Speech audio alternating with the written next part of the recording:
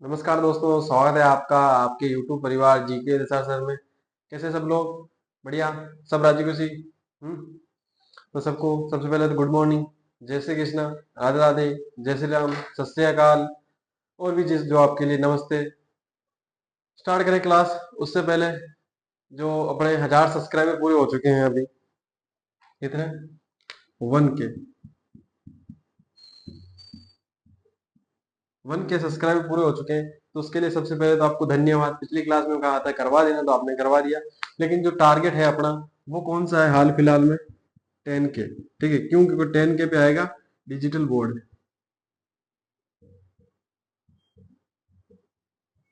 कब आएगा digital board? 10K पे। 10K सब्सक्राइबर जिस दिन हो जाएंगे उस दिन आपके डिजिटल बोर्ड यहाँ पे उपलब्ध हो जाएगा। तो आपको जो है मेन अपना जो बड़ा बड़ा टारगेट रखना है वो कौन सा है? मोटा मोटा टारगेट 10K वाला रखना है। तो जो नए जुड़े हैं उनके लिए यही है कि सबसे पहले सब्सक्राइब करें, वीडियो को लाइक करें। पुराने वालों के लिए सेम बात रहती है हर रोज कि वीडियो को लाइक और शेयर करें ज्यादा से ज्यादा। हम पढ़ रहे थे इस क्लास के अंदर कल्चर, और कल्चर के अंदर अपन जो है नया टॉपिक स्टार्ट करने वाले थे। और जैसा आपने थंबनेल में देखा है, बोर्ड के ऊपर हेडिंग डली हुई है त्योहार, तो त्योहार ही अपन स्टार्ट करेंगे। ठीक है, त्योहारों के बारे में। राजस्थान के जो त्योहार है, या आप पूरे विश्व के मानो, सॉरी जो भारत के मानो, या फिर राजस्थान के त्योहार मानो, तो उसके अंदर एक बहुत ही फेमस लाइन है या कहावत है कि तीज त्योहारा बावड़ी ले डूबी गणगौर। कौन सी? कि तीज त्योहारा बावड़ी ने ले डूबी गणगौर। जो छोटी तीज आती है उससे जो है अपने त्योहार प्रारंभ होते हैं। और जो गणगौर होती है, ठीक है ना, जो चैत्र माह के शुक्ल पक्ष में तृतीया को आती है, वहां पे जो अपने त्योहारों का अंत माना जाता है। इसलिए एक कहावत फेमस है, वापस से बता देता हूँ कि तीज त्योहारा बावड़ी ने ले डूबी गणगौर। ये जो अपने फेमस है। अब त्योहार और तो सब मनाते होते होंगे, तो देखो उम्मीद ही करता हूँ कि कम से कम मैं लगभग लगभग 70 लिखाने वाला हूँ आपको। 70 65 70 65 70 है। ठीक है, हिंदू धर्म के जो त्योहार है उनके ऊपर। तो उनमें से कम देखो, राजस्थान में हो तो भाई साहब तुमको 40 तो याद होने ही चाहिए। ठीक है, मारवाड़ी के अंदर कहावत है कि भाई साहब अपने देश का ही नहीं पता होगा ना, भाई आपने ही नहीं ठाणो तो दूसरा कौन ने ठाणो। तो ये मारवाड़ी के अंदर कहावत है कि आपने ही खुद को ही नहीं ठाणो तो दूसरा को कहीं ठाणो रही। तो अपना जो कल्चर है उसी के बारे में अगर आपको पता नहीं है तो दूसरों के बारे में तो छोड़ दो कि उनका कल्चर ऐसा है, वेस्टर्न कल्चर ये है। तो अपना तो कल्चर पहले ज्ञात करो कि अपना कल्चर है क्या। ठीक है, तो वही अपन पढ़ रहे हैं आर्ट एंड कल्चर। तो आपको ज्यादातर चीजें आनी चाहिए। भाई बताने की जरूरत है क्या? होली कब आती है, दिवाली कब आती है, राखी कब आती है? ये तो मान लो मोटे मोटे 3 त्योहार हैं, लेकिन इनके अलावा भी, ठीक है, इनको 3 को आप याद करके बहुत बड़े अपने मतलब सूरमा मत मानना। बाकी और भी त्योहार हैं, उनको भी अपन को याद रखना है। हो सकता है कि कुछ छोटे मोटे हो, लेकिन जो मेनली देखे जाते हैं, कुछ व्रत रखे जाते हैं किसी दिन, मान लो कि वट अमावस, सॉरी जो शरद पूर्णिमा है, कुछ इस प्रकार से पीपल पूर्णिमा है, अक्षय तृतीया है, ये कब आते हैं? ये बहुत महत्वपूर्ण स्थान रखते हैं, खासकर अपने राजस्थान के अंदर। तो वहां पे आपको ये चीजें याद होनी चाहिए। ठीक है, तो आज अपन त्योहार पढ़ेंगे, और त्योहारों के अंदर सबसे पहला जो अपन स्टार्ट करेंगे वो करेंगे हिंदू त्योहार। कौन से? हिंदू धर्म जो है उनके त्योहार अपन स्टार्ट करने वाले हैं आज। तो हेडिंग डालना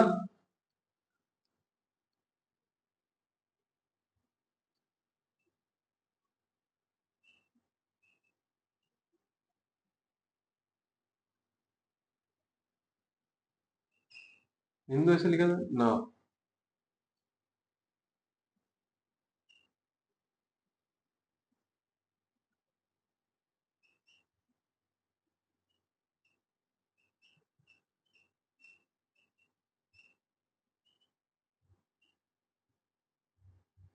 और आपको एक अशुद्धि और शुद्धि का क्वेश्चन भी करा देता हूँ, हिंदी का है लेकिन यहाँ पे, कि त्योहार किस प्रकार से लिखते हैं।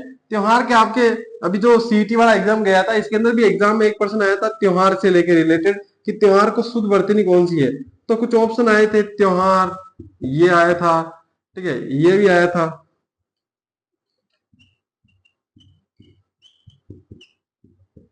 एक जो अपने लिख रखा है, और एक ये आया था। कौन सा सही है? तो सबको रंग बिरंगा यही लगा भाई साहब, सबसे ज्यादा सजा धजा, तो इसको लोगों ने राइट कर दिया। लेकिन मैं बता दूं ना, तो 2 मात्रा लगेगी त्योहार के ऊपर, और नहीं कोई बिंदी लगेगी। ठीक है, जो ये लिखा हुआ है ना, ये सबसे करेक्ट त्योहार लिखा हुआ है यहाँ पे। इसी तरह से आपको जो अगर शुद्ध वर्ती में प्रश्न आ जाए त्योहार का, तो वहां पे आपको इसी त्योहार पे क्लिक करना है जहां पर न तो डॉट लगा हुआ, यानी जब बिंदी भी ना हो, ठीक है ना, अब यहाँ पे त्योहार, त्योहार थोड़ी है, त्योहार ही तो है, बिंदी की जरूरत नहीं है। और यहाँ पे क्या है, त्योहार है, ठीक है ना। तो यहाँ पे ओ की मात्रा आ रही है, औ की मात्रा, ठीक है, समझ रहे हो ना।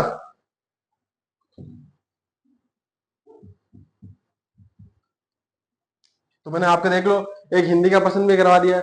तो सारे सारे प्रश्न अपन करते जाएंगे। त्योहारों के, हिंदू के त्योहारों के अंदर सबसे पहला जो आता है, मैं आपको बता दूं कि चैत्र माह से अपन पढ़ना स्टार्ट करेंगे, आद्य चैत्र से। क्यों आद्य चैत्र से क्यों पढ़ेंगे सर?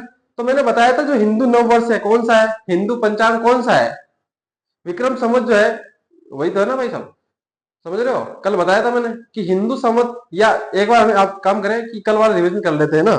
तो कल वाला रिवीजन करेंगे तो थोड़ा अच्छा रहेगा। जो अपनी हिस्ट्री में जिस प्रकार से हम पिछली क्लास का रिवीजन करते चलते हैं, उसी प्रकार से हम रिवीजन करते हुए चलेंगे तो थोड़ा अच्छा रहेगा। तो सबसे पहले जो कल पढ़ा उसको वापस से अपन रिवाइज करते हैं थोड़ा सा, उसके बाद ही आगे बढ़ेंगे तो थोड़ा सा आपको हेल्प मिलेगी, ठीक है। तो सबसे पहले हमने पढ़ा था विक्रम संवत, ठीक है। सबसे उससे पहले हमने पढ़ा था पंचांग। पंचांग के अंदर सबसे पहले जो चीज आती है वो आती है तिथि या वार, वार के बाद में आता है महीना, महीने के बाद में क्या आता है संवत या वर्ष, वर्ष के बाद में अपन ने पढ़ा था ग्रह, गिरी कितने होते हैं 9, ठीक है। जो साइंस के अंदर 8 होते हैं लेकिन अपने कल्चर के अंदर 9 ही है। नक्षत्र, नक्षत्र कितने होते हैं 27। इतनी बात क्लियर है। फिर संवत हेडिंग डाली अपन ने, संवत हेडिंग डाल के हमने विक्रम संवत पढ़ना स्टार्ट किया होगा। तो हमने पढ़ा कि इसकी शुरुआत कब कब हुई, तो 57 वर्ष ईसा पूर्व हुई थी, यानी ईसा से 57 वर्ष पूर्व हुई थी। किसने शुरुआत की, तो राजा थे, राजा विक्रमादित्य। कहाँ के, तो उज्जैन के राजा थे, उन्होंने इनको शुरुआत किया था। ये अंग्रेजी कैलेंडर से 57 वर्ष आगे रहता है। और जो है इसको हिंदू वर्ष भी कहते हैं, सॉरी हिंदू कैलेंडर भी कहते हैं, या हिंदू पंचांग भी कहते हैं। बाकी जो है जो राष्ट्रीय कैलेंडर है या राष्ट्रीय संवत है भारत का, वो कौन सा है, वो शक है। लेकिन ये कौन सा है, ये विक्रम संवत है। और हमने बात की थी कि इसके अंदर दो पक्ष होता है, कौन कौन से, एक तो चांदनो पक्ष और एक अंधेरो पक्ष। चांदना पक्ष के अंदर क्या है भाई, चांदना पक्ष कौन सा कहता है, शुक्ल पक्ष को, और अंधेरा पक्ष किसको, कृष्ण पक्ष को। जबकि महीना किससे स्टार्ट होता है, कृष्ण पक्ष से, और महीना के अंत वाला जो पक्ष होता है वो कौन सा होता है, शुक्ल पक्ष।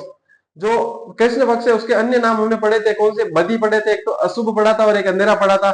और जो शुक्ल पक्ष है उसका कौन सा, शुभ, उजाला और सुधी।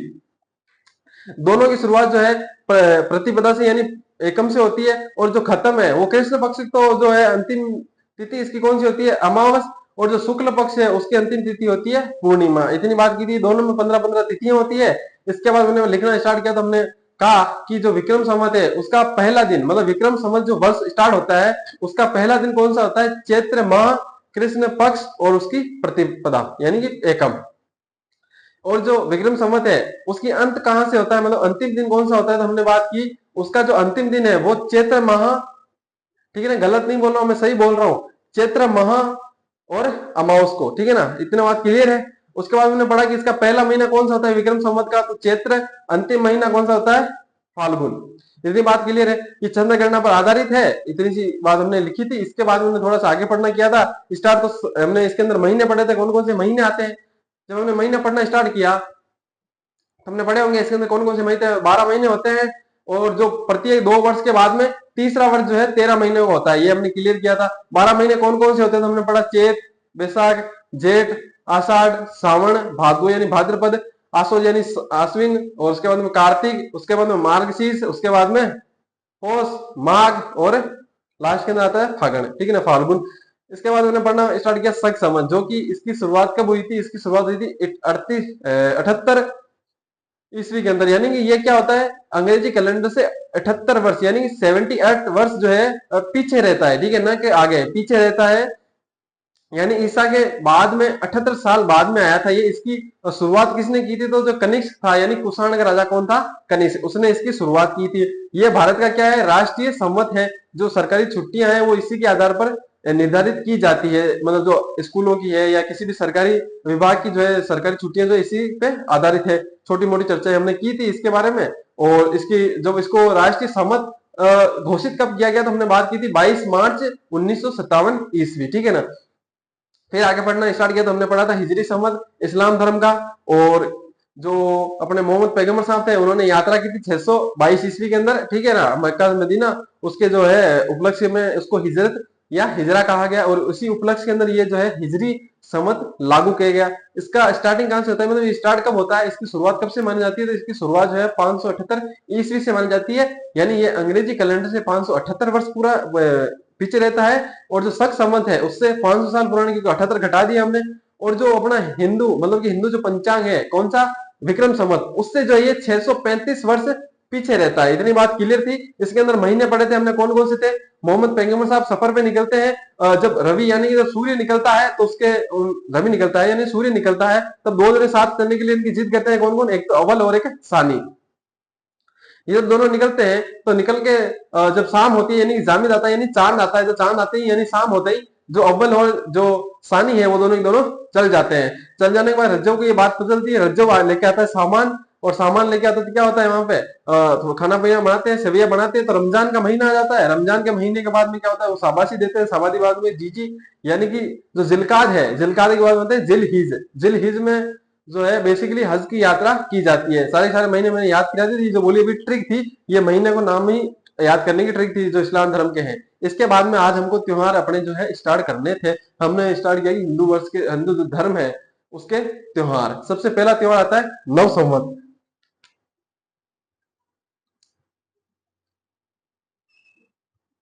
नव संवत क्या आएगा, नव संवत, ठीक है ना। अब नव संवत के दिन क्या क्या होता है, इसके अगर मैं चर्चा करूं है कि नव संवत के दिन क्या होता है, तो नव संवत के दिन क्या होगा भाई, आता कब है, सबसे पहले ये लिख देता हूं ताकि आपको बताएगा क्या होता है। इसकी शुरुआत कब होगी,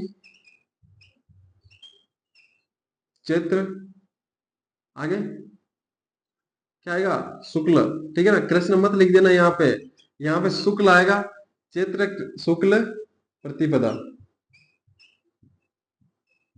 क्यों, मैंने कहा था हम ये विक्रम संवत के अनुसार पढ़ेंगे ये जो त्योहार है उनको, ठीक है ना। क्यों, क्योंकि हिंदू पंचांग, हिंदू वर्ष जो किसके कहा जाता है, हिंदू संवत किसको कहा जाता है, जो विक्रम संवत है उसको कहा जाता है। राष्ट्रीय अपना जो है भारत का राष्ट्रीय संवत तो है कौन सा, शक संवत। लेकिन हिंदू संवत या बोले, या फिर हिंदू पंचांग बोले, हिंदी पंचांग बोले, हिंदी संवत बोले, तो कौन सा है अपना विक्रम संवत है। उसके अनुसार जो है अपने अपने त्योहार पढ़ते हैं। तो जो लास्ट में त्योहार आएंगे अपने, ठीक है ना, तो वो कौन से आएंगे, वो भी चैत्र माह के अंदर है। और जो शुरुआत वाले हैं वो कौन से, चैत्र माह के अंदर। क्यों है, क्योंकि आधा चैत्र यहाँ पढ़ेंगे, आधा चैत्र पीछे पढ़ेंगे सबसे, ठीक है ना। तो इतना बात क्लियर है। तो सबसे पहले महीने की शुरुआत कहां से होती है, कृष्ण पक्ष से होती है, प्रतिपदा से। लेकिन वो 15 दिन हमने हटा दिए हैं, क्योंकि 15 दिन पीछे पड़ेंगे और 15 दिन यहाँ पे बढ़ रहे हैं कौन से, शुक्ल पक्ष वाले। तो शुक्ल पक्ष की प्रतिपदा को नव संवत, यानी कि नव संवत का मतलब इतना समझ होंगे कि जो है संवत नया लागू होता है। तो संवत कौन सा है, विक्रम संवत। तो यहां से क्या होती है, विक्रम संवत की शुरुआत होती है। तो ये लाइन लिखो यहाँ पे, इस दिन से विक्रम संवत की शुरुआत मानी जाती है। मैंने बोला है होती है, और यहाँ पे लिखा है मानी जाती है। अब होती है मतलब क्या है, हर वर्ष नया ही तो होता है। लेकिन यहाँ पे ऐसा थोड़ी मैं लिखूंगा होती है, तो ऐसा नहीं लिख सकते ना। मानी जाती है मतलब कि शुरू में जब विक्रम संवत स्टार्ट हुआ था तो वो तारीख कौन सी थी, ठीक है ना। तारीख नहीं मतलब कि जो तिथि कौन सी थी, चैत्र माह शुक्ल पक्ष प्रतिपदा, ठीक है ना। कौन सी तिथि थी, प्रतिपदा। जो पक्ष था कौन सा था, शुक्ल पक्ष, और माह कौन सा था, चैत्र माह। इसके बाद में जो है आपने बाणी देखे होंगे, वो बाणी इसी दिन जो है अपना बही खाता बदलते हैं, 1 जनवरी को नहीं बदलते हैं, ठीक है ना। बैंक अकाउंट नहीं है यहाँ पे, जो बही खाते होते बाणी, आपने कभी उधार पैसे दिए हो किसी को या उधार लिए हो तो जो है बही खाते चेंज करते हैं, ठीक है। आपके मान लो दादी दादाजी ने, पापा ने, मम्मी ने किसी को पैसे दे रखे हो ना, तो इस दिन बुलाते हैं भाई आजा और अपना हिसाब कर ले, ठीक है ना। ब्याज दे जा, या फिर जो है अपना हिसाब कर लेते हैं, ताकि क्या होगा, चक्रवर्ती ब्याज जो है वो लगता जाएगा। क्या लगेगा, चक्रवृद्धि ब्याज लगेगा। क्यों, क्योंकि जो ब्याज हुआ है पिछले साल का, उसका भी ब्याज लगना स्टार्ट हो जाएगा। कब से, चैत्र माह के शुक्ल पक्ष की प्रतिपदा से, ठीक है ना, न कि 1 जनवरी से। ये ध्यान रखना है, ठीक है ना। इतनी बातें क्लियर हो गई आपके, तो लिखना इस दिन वही खाते बदले जाते हैं, इस दिन वही खाते बदले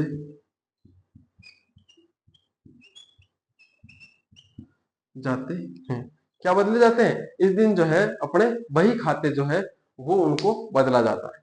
इस दिन एक और घटना हुई थी, आपको याद हो, याद करो, याद करो, याद करो, इस दिन कौन सी घटना हुई थी? इसी दिन 30 मार्च 1949 1949 में क्या हुआ था?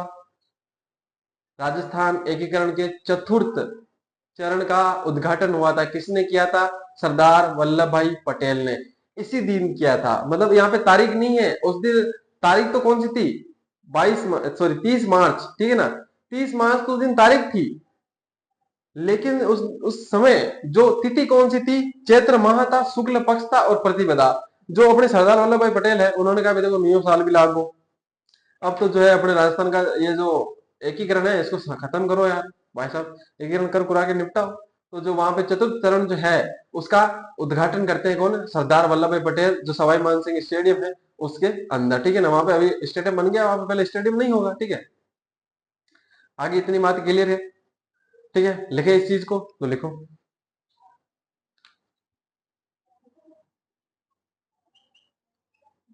30 मार्च 1949 को, और लिखना विक्रम संवत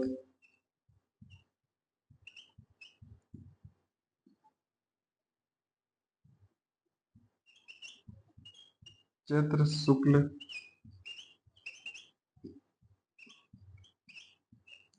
प्रतिपदा। अब यहाँ पे मैंने 2006 क्यों लिखा है?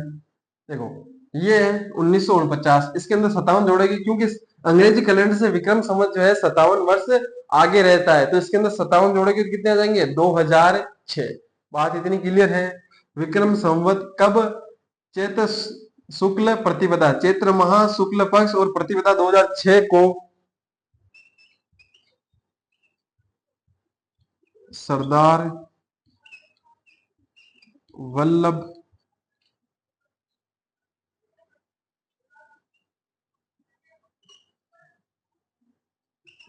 भाई पटेल ने राजस्थान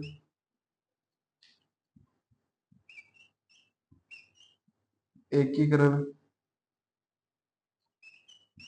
के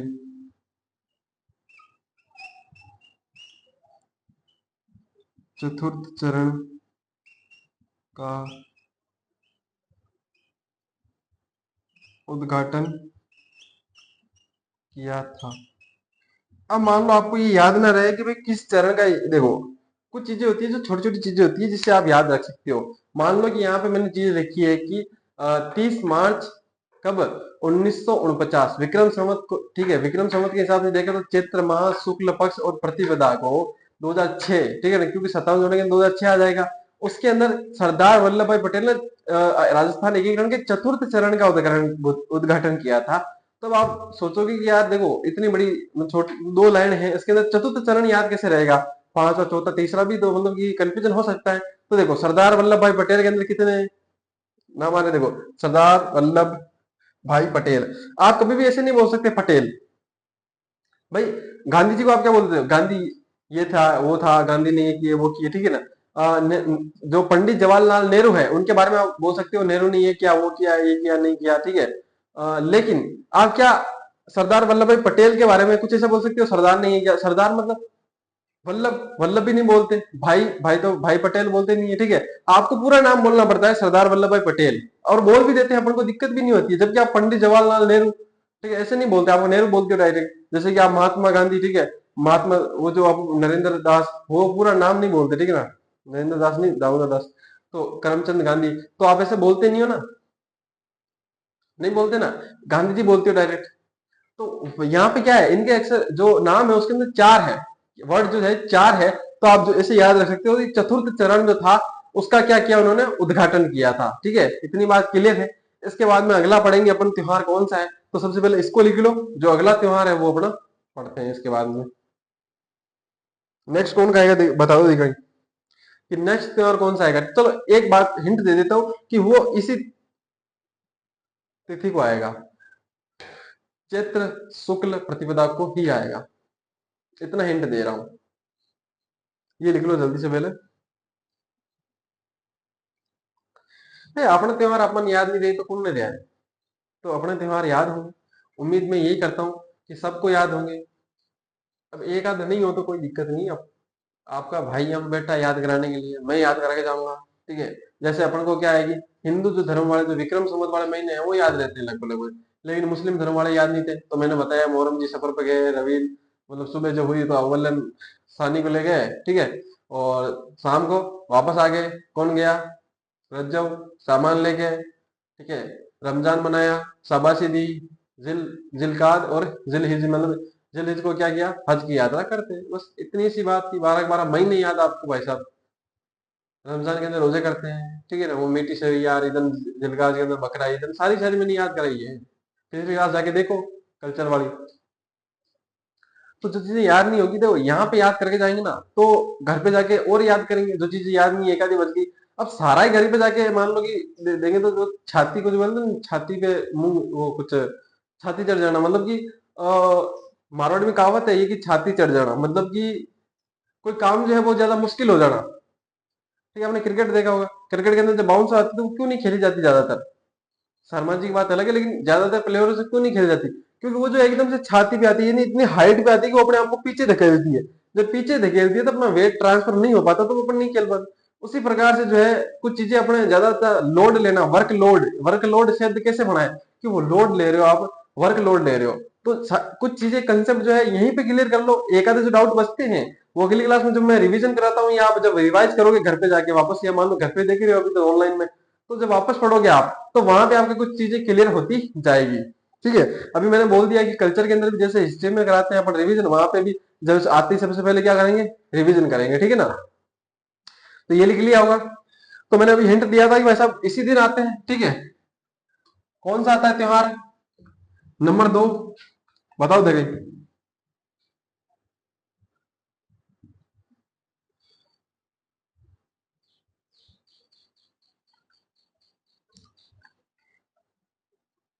देखो यूट्यूब पे क्या है कि और भी आपको क्लासें मिल जाएगी बहुत सारी, जहां पे कहेंगे कि एक ही क्लास के अंदर सारे त्योहार।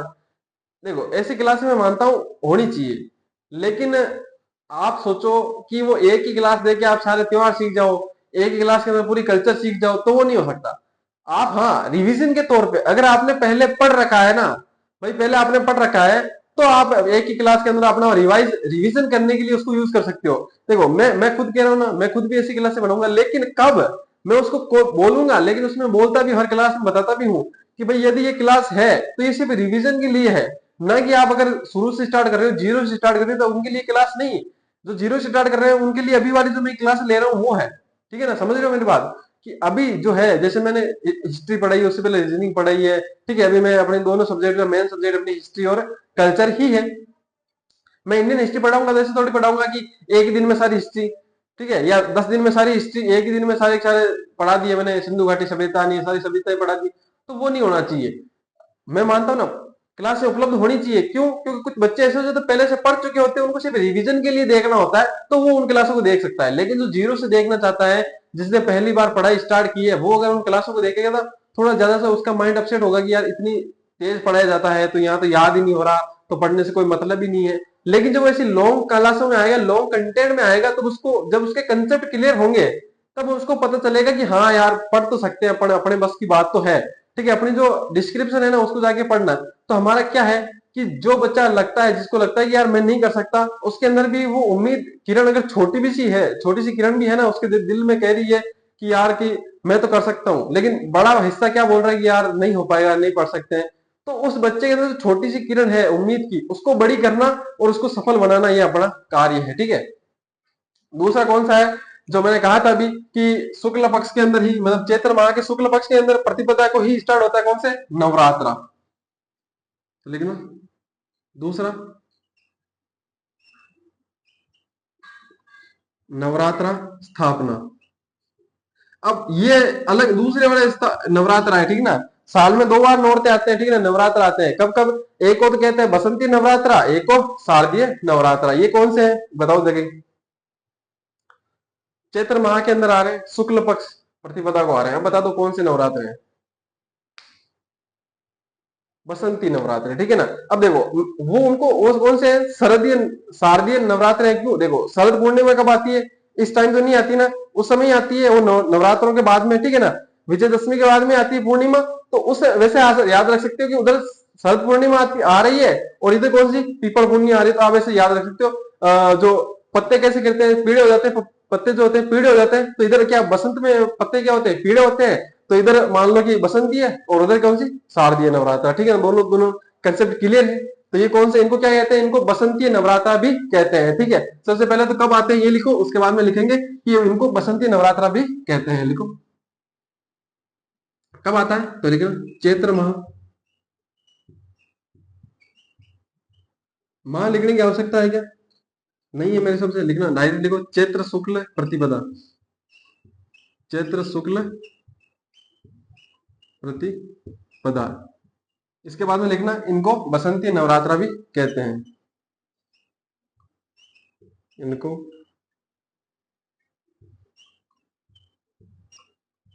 बसंती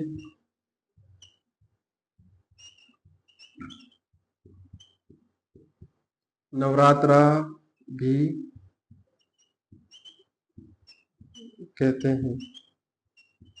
क्या कहते हैं? बसंती नवरात्रा, ठीक है।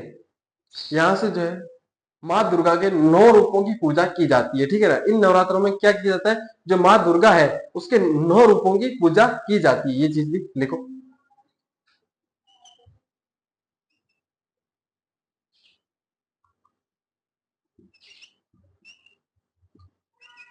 इन नवरात्रों में माँ दुर्गा के 9 रूपों की पूजा की जाती है। अब देखो, अब 9 रूपों की पूजा की जाती है। आपके लिए एक सवाल है, ठीक है। तो इनकी स्टार्ट कौन से रूप से किया जाता है? जो शैलपुत्री है उनके रूप से, जो माँ दुर्गा का एक रूप है शैलपुत्री, उससे जो है नवरात्र प्रारंभ होता है। उनकी पूजा जो है सबसे पहले करते हैं और इसी दिन जो है घट स्थापना करते हैं। कौन सी? घट स्थापना। घट स्थापना किसे कहते हैं सबसे पहले वो समझा देता हूँ। आपने देखा होगा आपकी मम्मी ने कभी ना कभी जिंदगी में देखो एक बार तो किया ही होगा, ठीक है।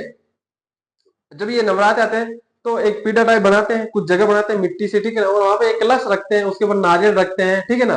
तो वो जो है वो एक तरह से कलश रखना, वो जो है मान लो मिट्टी का भी हो सकता है, ठीक है, तांबे का भी हो सकता है और जो स्टील वाला भी हो सकता है, कोई भी हो सकता है। जो वो उसके अंदर नारियल रख के उसे जो कलश रखते हैं ना वहां पे, वो दीपक जलाते हैं 9 दिनों तक, ठीक है ना, बुझना नहीं चाहिए। वो जो बात की होती है उसको क्या कहते हैं? घट स्थापना कहते हैं। समझ गए होंगे। घर के अंदर जो चीजें होती है कभी कभी ध्यान रखा करो कि ये चीजें हो रही थी क्यों हो रही है, ठीक है। ऐसे तो बहुत पूछ लेते हैं कि ये क्यों है, आ चीज क्यों है, ठीक है ना। इंस्टाग्राम से थोड़ा बाहर निकलोगे, थोड़ी चीजें अगर आप घर में देखना स्टार्ट करोगे तो आपको कल्चर सारी वही मिल जाएगी। अपने राजस्थान के अंदर रह के यार तुमको कल्चर नहीं आती तो मतलब नहीं है ना भाई। राजस्थान के अंदर हर चीज चीज में कल्चर है। तुम गाने सुनोगे ना तो गाने राजस्थानी सुनो, ठीक है। आज तो ये पानी पानी नहीं सुनना है तुमको, जो राजस्थान वाले गाने हैं उनके अंदर सुनो। तो तुम सुनोगे नौ का हार एंड बिंदियान सारी सारी वही आ जाएगी तुम्हारी कि कहाँ पहनते हैं। तुमको जरूरत ही नहीं पड़ेगी कि आभूषण। आभूषण जो टॉपिक है ना उनके लिए सबसे बेस्ट है कि 10-15 दिन आराम से मारवाड़ी गाने सुनो। तो उनके अंदर अब ये मत सुना वो दूसरे वाला, ठीक है ना। तो तुम जो मारवाड़ी गाने हैं लोक गीत है उनको सुनो। तो वहां पे जो है आपको यंत्र, वाद्य यंत्रों के भी नाम आते हैं उसके अंदर। वो जब आप वीडियो देखोगे, ठीक है, तो उसके अंदर कौन से वाद्य यंत्र बजाते हुए दिखाई देंगे आपको। तो उनके अंदर वो वाद्य यंत्र कौन कौन से है वहां पे नाम भी बताते हैं, ठीक है, डिस्क्रिप्शन में आपको। तो वहां पे कौन कौन से है आपको लाइव आपको देखने को मिलेगा। कहीं पे जाओ आपको जब रात्रि जगह हो तो उनसे पूछा करो कि ये कौन सा यंत्र है, कौन सा वाद्य यंत्र है, ठीक है ना। वो कौन से वाद्य यंत्र से गाते हैं, ये चीजें देखो, तब जाके आपको कल्चर कम पढ़नी पड़ेगी। ये सजेशन है एक तरह से मेरा, ठीक है। तो लिखना इसके आगे क्या बताया मैंने। इस दिन घट स्थापना की जाती है। इस दिन घट स्थापना की जाती है। इतना लिखो। इसके बाद अपन पढ़ते हैं गणगौर। वही गणगौर जिसके बारे में कहावत है कि तीज त्योहारा बावड़ी ले डूबी गणगौर। इसको इतना जल्दी जल्दी लिख लो, फटाफट लिखो।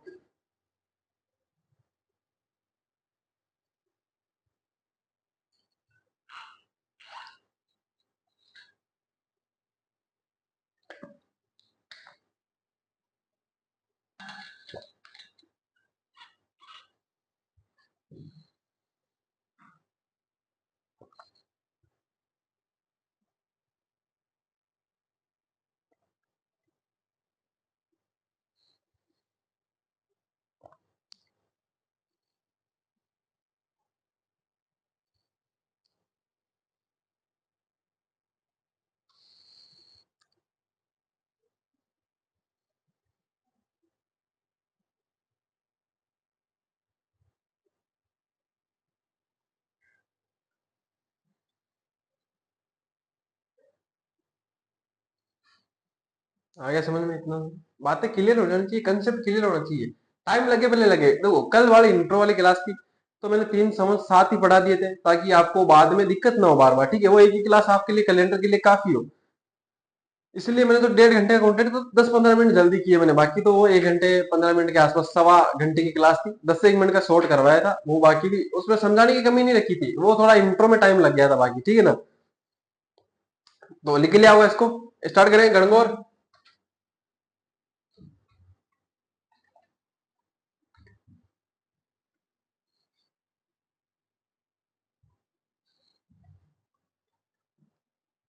लिखना नंबर 3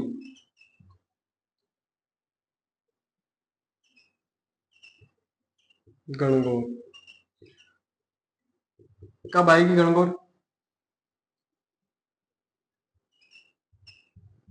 चैत्र शुक्ल तृतीया, ठीक है? जो चैत माह है अपना, चैत माह ही चल रहा है अभी तो।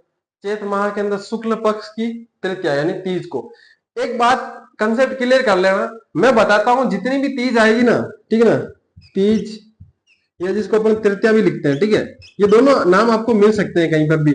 उनमें 90% जो है पूजा किसकी होगी? पार्वती जी की पूजा होगी।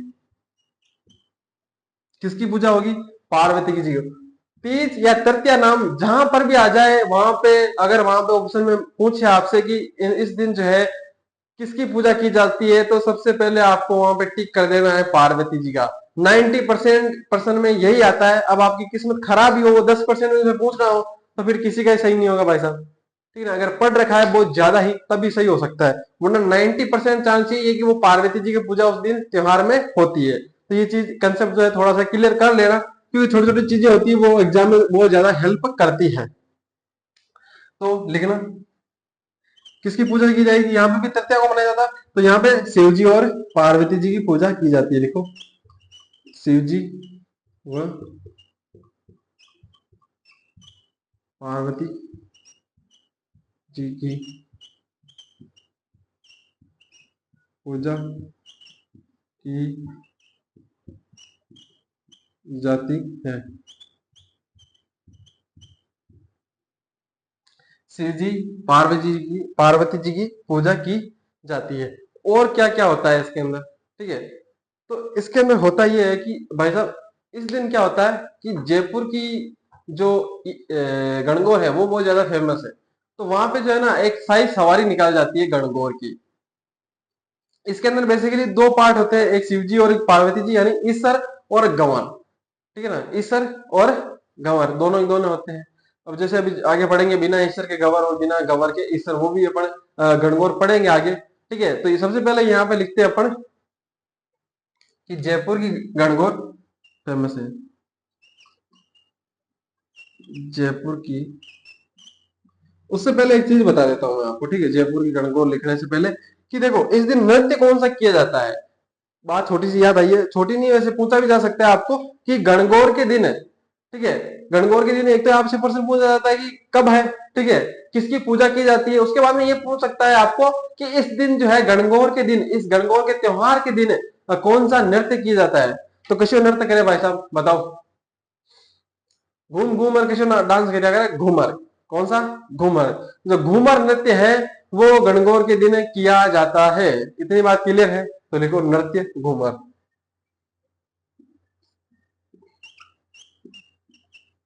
नृत्य कौन सा किया जाता है? घूमर। अब आगे लिखना।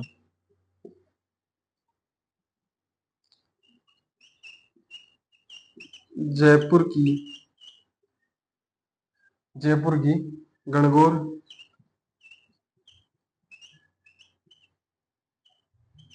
अधिक, यानी थोड़ी ज्यादा ही प्रसिद्ध है।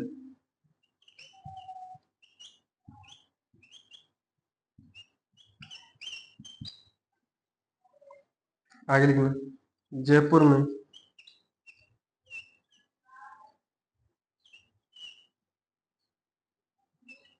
इसकी शाही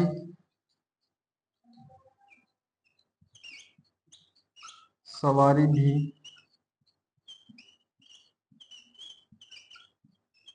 निकलती है। एक और चीज, सवारी निकलती जो निकलती है, गणगौर का यहाँ पे मेला भी भरता है। तो आपसे अगर ये प्रश्न आ भी जाए कि गणगौर का मेला कहाँ भरता है, तो आपको जयपुर उसके अंदर टिक करना है, ठीक है ना। निकलती है तथा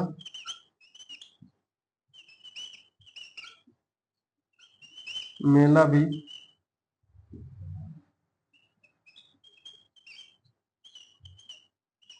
भरता है।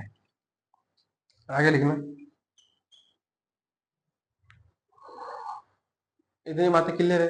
सबसे पहले क्या, कि गणगौर कब मनाई जाती है? चैत्र माह शुक्ल पक्ष की तृतीया को शिव जी व पार्वती जी की पूजा की जाती है। नृत्य कौन सा? घूमर। जयपुर की गणगौर सबसे अधिक प्रसिद्ध है और जयपुर में इसकी जो शाही सवारी निकलती है और मेला भी भरता है।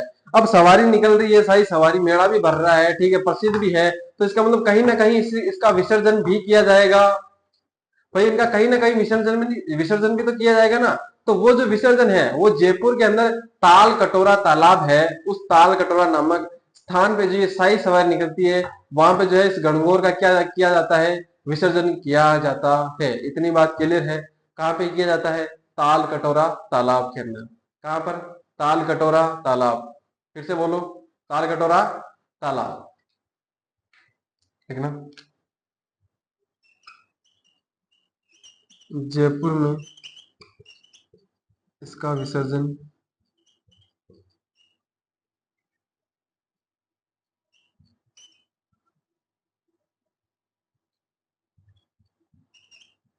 ताल कटोरा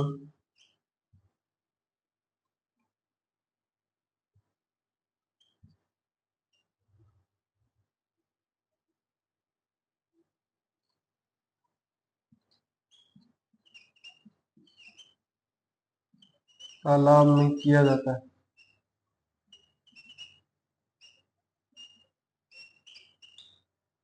कहाँ पे किया जाता है? ताल कटोरा तालाब। एक नाम सुना होगा, कर्नल जेम्स टोड। हिस्ट्री के अंदर गले फाड़ फाड़ के मैं कहता हूँ कि कर्नल जेम्स टोड ने हिस्ट्री लिखी, हिस्ट्री लिखी। तो हिस्ट्री जहां पे लिखती है तो हिस्ट्री की ही बेटी कल्चर मानी जाती है, ठीक है ना। तो कल्चर भी कुछ योगदान तो रहा होगा कर्नल जेम्स टोड का, कुछ नहीं बहुत कुछ योगदान रहा है। तो वो भाई साहब था अपने हिस्ट्री का या कल्चर का गौतम गंभीर। जानते होंगे, क्रिकेट से अगर रिलेट करते हो आप, ठीक है, तो गौतम गंभीर को जानते हैं। वो भाई साहब एक अलग ही मत देता था। जैसे गौतम गंभीर को कुछ प्रश्न पूछते उल्टा जवाब देता था, उसी प्रकार से एक अलग ही मत देता था वो। सब कहते हैं कि जयपुर की गणगौर प्रसिद्ध है, लेकिन वो कहता है नहीं भाई साहब, मेरे को तो छोकी जो गणगौर लगी ना वो उदयपुर की लगी है। पूछा क्यों? कि बस लगी तो लगी। तो वो जो है वर्णन किसका करता है? वो अपनी किताबों के अंदर वर्णन करता है उदयपुर की जो गणगौरें हैं, उनके अंदर उदयपुर की जो गणगौर है उसका वर्णन करता है वो। तो अपने को भी लिखनी पड़ेगी, सिलेबस बढ़ा दिया वरना जयपुर की रह जाती। लिखो,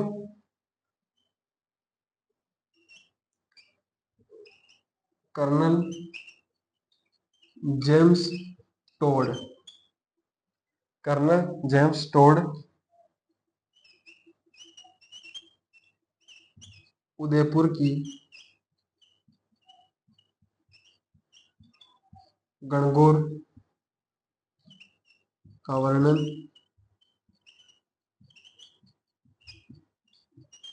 करता है। किसका वर्णन करता है? जो उदयपुर की जो गणगौर है उसका वर्णन करता है। अब आपने पढ़ा होगा, क्या पढ़ा होगा, कि कुछ जगहों की जो गणगौर है वो और भी फेमस है। जैसे कि गुलाबी गणगौर जो है नाथ द्वारा में, ठीक है ना। और जो अपनी बिना ईसर के गवर, बिना गवर के ईसर, वो भी हम लिखेंगे, अभी थोड़ी जगह कम है तो आप सबसे पहले इसको लिख लो, उसके बाद में जो ये तीन चीजें हैं उनको भी हमें लिखते हैं। जल्दी से यहाँ पे लिख लो, फटाफट लिखो। अच्छा, लिख लो।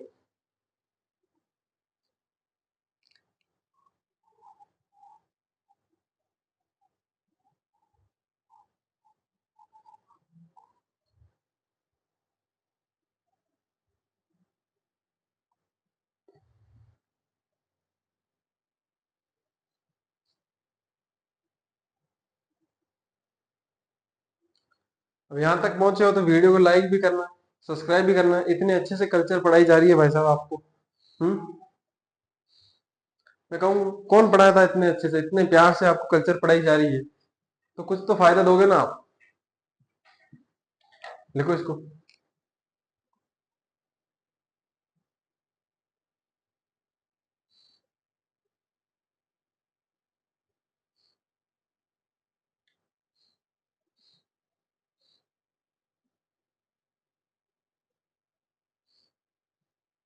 लिख लिया होगा पक्का। मेरे हिसाब से तो लिख ही लिया होगा, ठीक है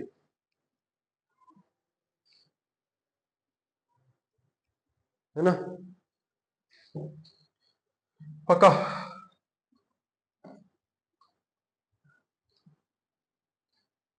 आज कुछ चीजें लिखनी है अपन को।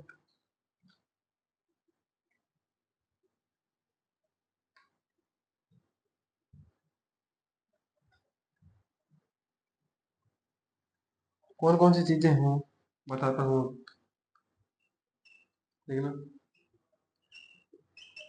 गुलाबी गणगौर,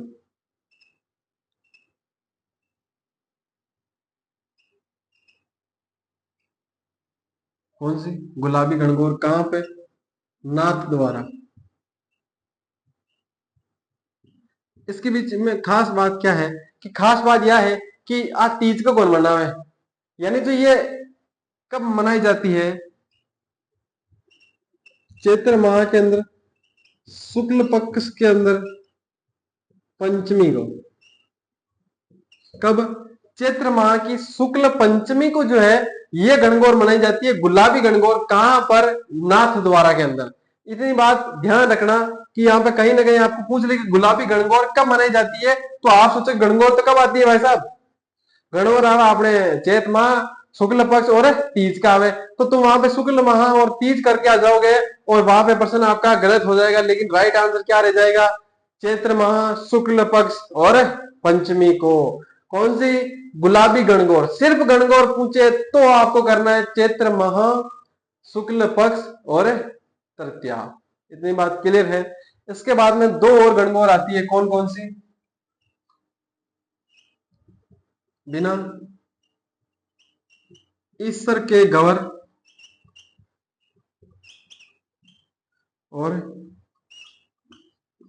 बिना गवर के ईश्वर, ठीक है। बिना ईश्वर के गवर और बिना गवर के ईश्वर। जो बिना ईश्वर के गवर है, ठीक है ना, वो कहां पे बनाई जाती है, वो तो अपने जैसलमेर के अंदर। अब ईश्वर में गवर क्या है, तो ये पार्वती जी नहीं है, अपने जो है शिव जी, ये दोनों ही है, ठीक है ना। और कुछ मत समझना, मतलब ये ईश्वर, और आपको पता अगर मान लो कंफ्यूजन हो रहा हो कि ईश्वर और गवर क्या है, तो ये जो कौन है, पार्वती जी और जो अपने शिव जी है, इनको ही ईश्वर और गवर कहते हैं। समझ में आ गया, इतनी बात क्लियर है। ये कब मनाई जाती है, तो इसकी भी डेट चेंज है।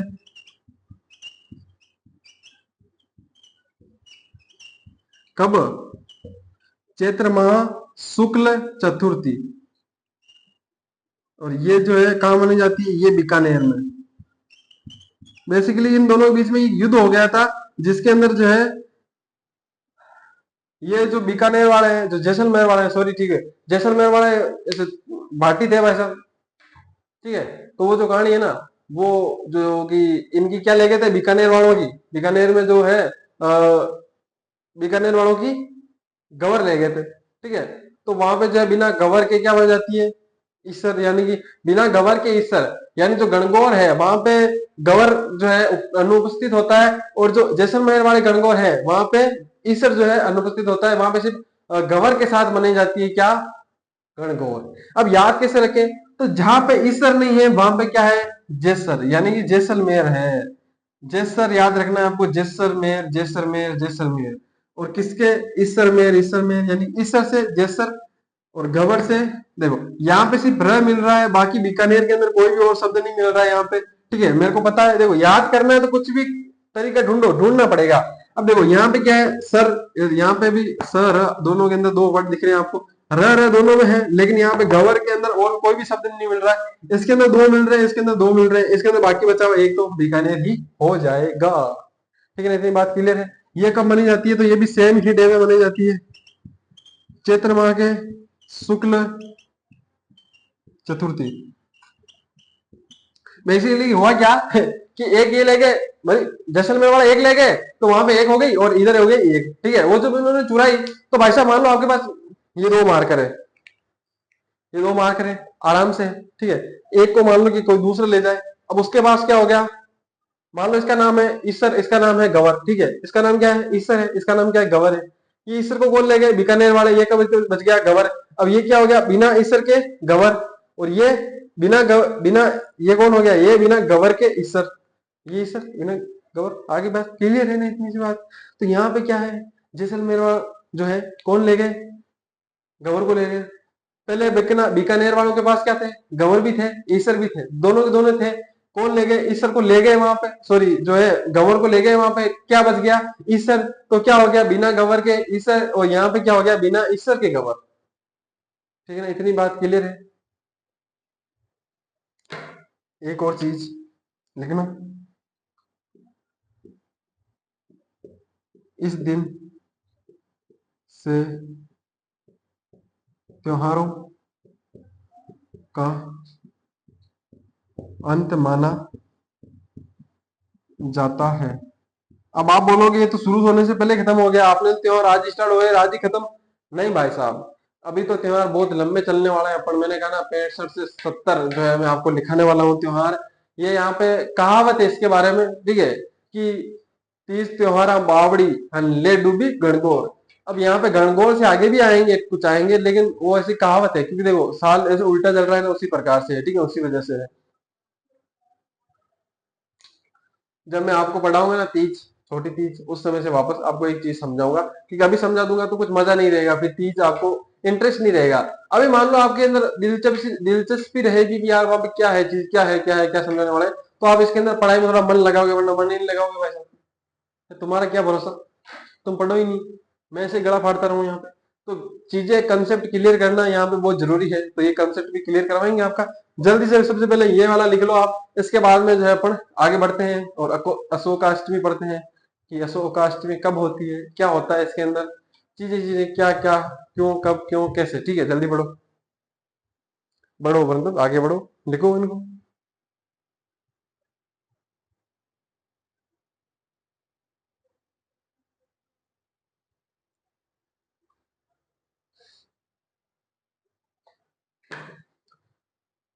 लिख लिया होगा पक्का। कौन सी नंबर की हेडिंग है, 4 नंबर।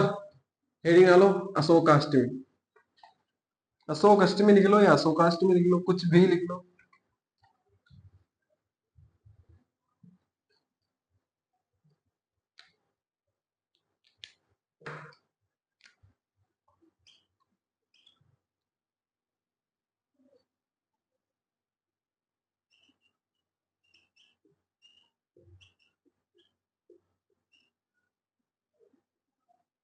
कब मनाई जाती है, तो माह कौन सा चल रहा है, चैत्र पक्ष कौन सा चल रहा है, शुक्ल, तो चलने दो दोनों को तो। और अष्टमी पीछे आ रही है, तो अष्टमी। अभी राधा अष्टमी की आपको बताने की जरूरत थोड़ी है कि लास्ट में अष्टमी आता है, भाई सब अष्टमी ही आएगा ना। राधा अष्टमी है तो अष्टमी आएगा, रामनवमी है तो पीछे नवमी ही आएगी। अब शरद पूर्णिमा को क्या एकम होगी या अमावस, अब शरद पूर्णिमा ऐसा तो नहीं है कि वैसे अमावस को मनाते हैं, पूर्णिमा को ही मनाएंगे। तो उसी प्रकार से अशोकाष्टमी है तो अष्टमी को ही आएगी। अब इतनी, अब याद क्या रखना है, सिर्फ चैत्र शुक्ल पक्ष। ठीक है ना, वो भी क्लियर ही है मामला। क्या किया जाता है इस दिन, तो इस दिन कुछ नहीं किया जाता, बस अशोक वृक्ष जो होता है, वो अशोक वृक्ष की पूजा की जाती है। पूजा की जाती है। अब ये अशोक वृक्ष कौन सा होता है वो मैं बता देता हूँ आपको। क्यों? क्योंकि मन के अंदर लड्डू फूट रहा होगा यार, ये अशोक भाई होता क्या है। देखो, आपने बिल्कुल एक क्रिसमस ट्री की तरह आपने ट्री देखा होगा, ठीक है, कुछ इस प्रकार का लंबा होता है।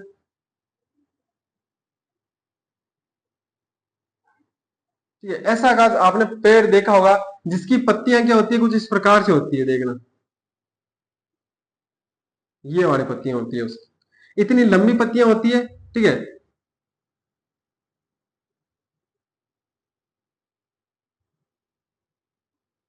लंबी लंबी पत्तियां होती है, कुछ इस प्रकार से होता है उसकी आकृति। और जो है, आप ज्यादातर कहीं गार्डन में जाओगे तो वहां पे ये जो लंबे लंबे वृक्ष लगे हुए होते हैं, वो जो है इसी के लगे होते हैं, किसके? अशोक वृक्ष के। आप गूगल पे सर्च करना, कभी गूगल का सदुपयोग भी कर लिया करो, तो ये गूगल पे सर्च करना आप अशोक वृक्ष, तो आपको देखने को मिलेगा। तो ये बोलते हैं, क्या वो तो हमारे घर के ला रहे अट्टे ही तो वो है, ये हमारा घर ही तो वो है। मेरे को इतने दिन पता ही नहीं है, किसी को पता होगा, ऐसे नहीं कह रहा कि सभी सारे सारे सबको नहीं पता, किसी को पता होगा, किसी को नहीं पता होगा, तो गूगल पे सर्च करना कौन सा? अशोक वृक्ष, तब आपको ये आकृति आपको देखने को मिलेगी। हो सकता है इससे भी पतला मिले, हो सकता है कुछ आपको ऐसे ही मिल जाए। ठीक है ना? तो ये कौन सा है? अशोक वृक्ष है। इसकी पूजा की जाती है कब? अशोकाष्टमी। अशोकाष्टमी कब आती है? चैत्र माह शुक्ल पक्ष और अष्टमी को। इतनी बात क्लियर है। इसके बाद में एक और अपने लिए इंपॉर्टेंट चीज जो है, कौन सी आती है? रामनवमी। कौन सी? रामनवमी कब आती है? तो चैत्र माह के अंदर ही आती है। चैत्र माह शुक्ल पक्ष और नवमी को रामनवमी है, तो रामनवमी को ही आएगी। अभी बात की थी मैंने। क्या है? तो इस दिन क्या हुआ था? श्री रामचंद्र जो है उनका जन्म हुआ था, ठीक है ना? श्री राम जी का जन्मोत्सव।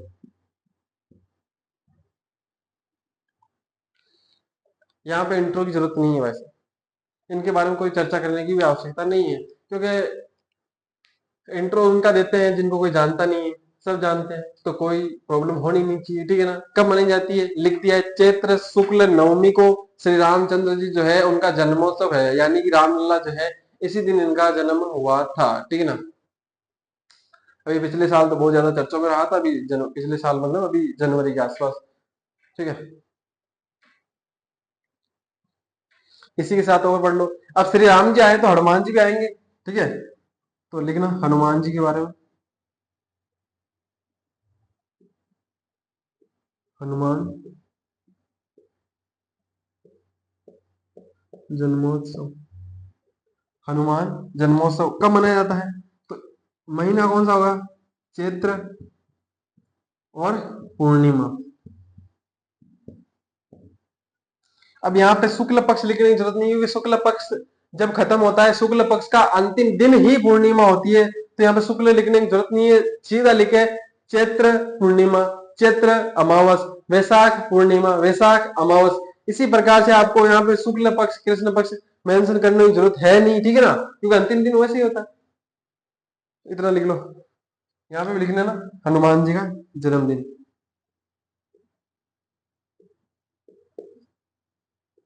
हनुमान जी का जन्म दिवस।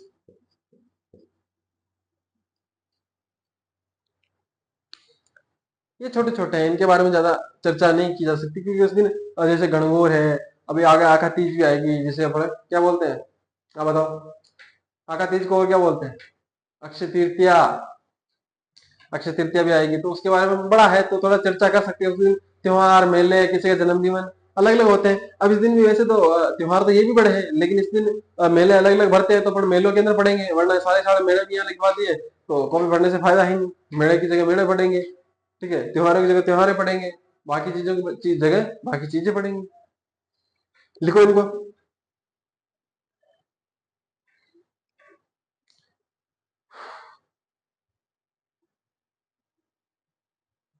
लिखो लिखो लिखो लिखो, फटाफट।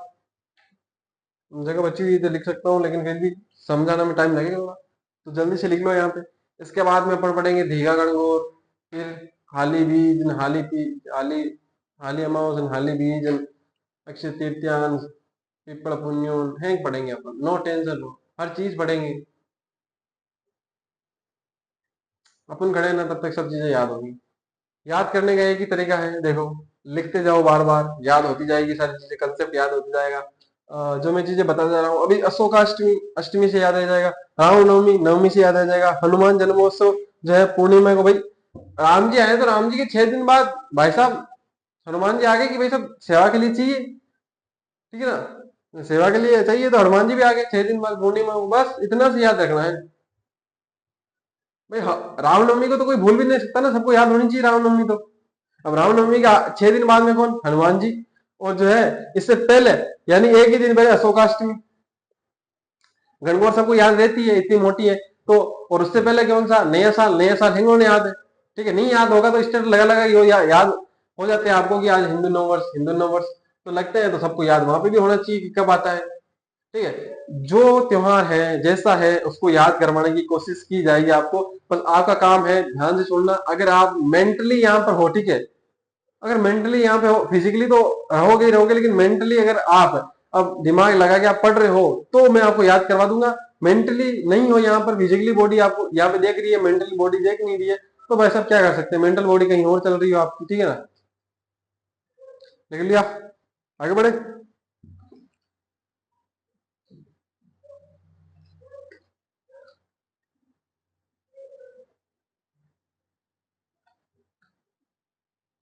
नंबर 7 लिखना, धीगा गणगौर।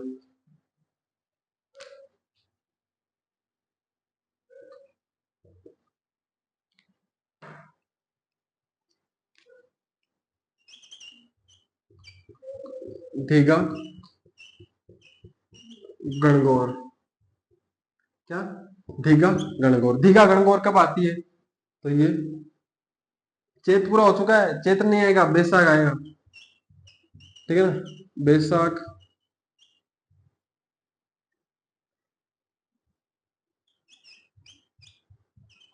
कृष्ण तृतीया। अब यहाँ पे कृष्ण लिखा मैंने, शुक्ल पक्ष से शुरुआत नहीं होती है, आधा चैत्र पढ़ा था हमने, ध्यान रखना ये बात। इसका मतलब ये नहीं है कि चैत्र माह जो है मान लो शुक्ल से होता है, वो भी कृष्ण से होता है, लेकिन आधा चैत्र जो है अपन पीछे पढ़ेंगे। यहाँ पे वैशाख कृष्ण तृतीया को क्या आती है, दीघा गणगौर, इस दिन क्या होती है, तो इस दिन जो है कुंवारी गोरा यानी कुंवारी गाय जो होती है ना, उसकी पूजा होती है, कुंवारी गोरा की पूजा। बेसिकली मेन है कहाँ का, तो ये है मारवाड़ का। कहाँ क्या है, मारवाड़ या जोधपुर लिख लो ब्रैकेट के अंदर।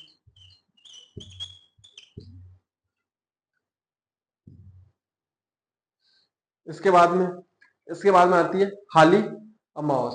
हाली अमावस के बारे में थोड़ी सी चर्चा करेंगे अपन, तो यहाँ पे लिखो हाली अमावस और हाली बीज, इन दोनों के बारे में थोड़ा सा अपन पढ़ेंगे, दोनों को साथ लिखेंगे, इसलिए सबसे पहले इसको लिख लो, इतना सा बस लिखो। ये मैं टाइम देखता हूँ, टाइम तो नहीं हो गया वैसे ज्यादा,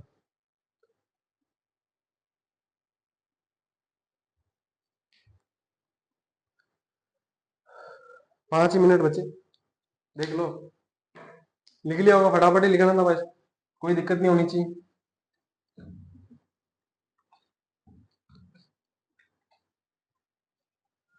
अब देखो, दो चीजें पढ़ाऊंगा मैं, साथ में लिख देता हूँ दोनों के नाम। नंबर 8 पे तो आएगा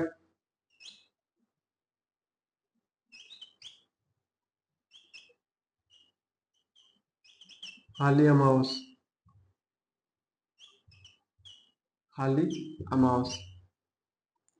और नंबर 9 पे आएगा हाली बीच, क्या आएगी, हाली बीच। दोनों आती कब कब है, सबसे पहले वो लिख देता हूँ, हाली अमावस आती है अपने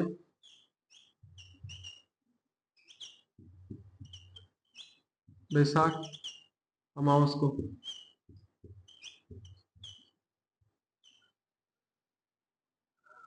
ये आती है बैसाख शुक्ल द्वितीया कब? वैशाख शुक्ल द्वितीया। ये मेरे हिसाब से आपको द्वितीय दिख नहीं रहा होगा।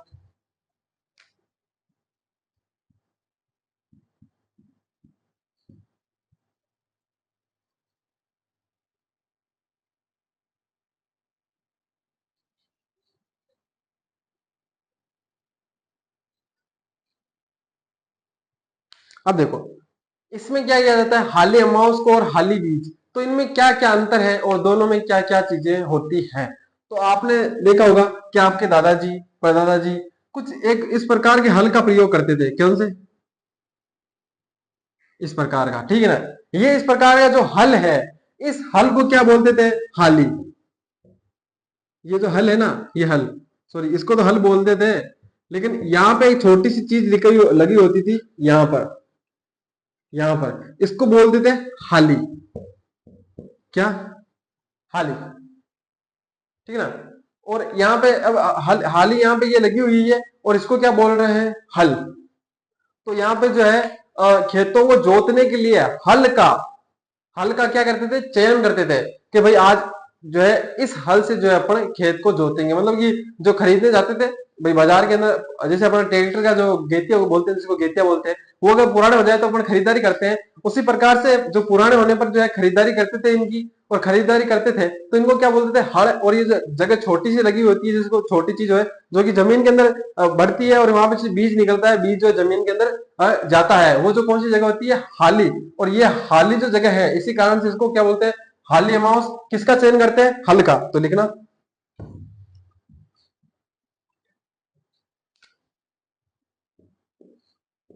इस दिन खेत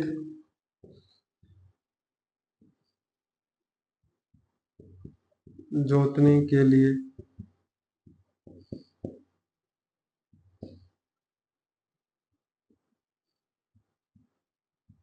हल का चयन किया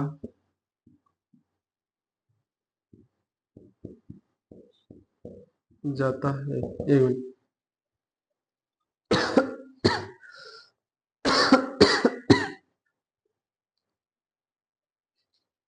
लिख लिया? क्या किया जाता है? इस दिन खेतों को जोतने के लिए हल का चयन किया जाता है। लिख लो यहां तक।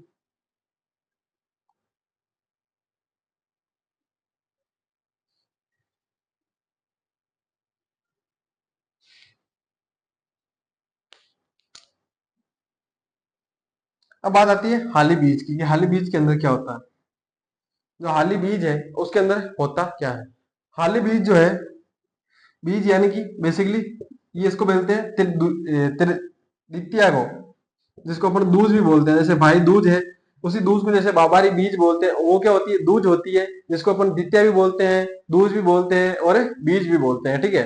तो इस दिन क्या किया जाता है? इस दिन जो है हलों से जुताई शुरू की जाती है। सूखे खेत जो होते हैं, अपन जिसे अभी बोलते हैं कि गेतिया निकालते हैं, पाउटा निकालना, जिसे वो जो बेसिकली मारवाड़ी शब्द है, तो वो उस समय से शुरू हो जाते हैं। इस समय क्या होती है? बारिश, जो पहली बारिश होते ही जो है खेतों की, सूखे जो खेत होते हैं उसमें पहले उनकी जुताई करते हैं, फिर बारिश होने के बाद जो है गेते भी एक बार लगवाए जाते थे। और इसके बाद में जो अपना बारिश का मौसम आता प्रॉपर, तो उस समय अपने खेती शुरू। लिखना, इस दिन से सूखे खेतों की जुताई शुरू की जाती। अब है लिखूंगे थे लिखूं? थे लिख देता हूँ, हो सकता है अभी भी कुछ लोग हो जो करते हो, है ना। तो आगे जो है अपन जो त्योहार पढ़ेंगे वो है अक्षय तृतीया, जिसे आका तीज भी बोलते हैं। उसके बारे में हम कल पढ़ेंगे। बाकी जो है अपनी क्लास का टाइम हो चुका है, तो इसके बाद में कल पढ़ेंगे। और तब तक के लिए take care, bye, thank you. ध्यान रखिए अपना और अपनों का। और उससे पहले, जाने से पहले वीडियो को लाइक भी कर दें अंत तक पहुंचे तो, और सब्सक्राइब करें, ज्यादा से ज्यादा शेयर भी करें। और आपका सबका धन्यवाद कि आपने जो है हमको 1K तक पहुंचाया। 1000 की जो यूट्यूब फैमिली हुई है उसके लिए आपको सबको धन्यवाद। ठीक है, थैंक यू।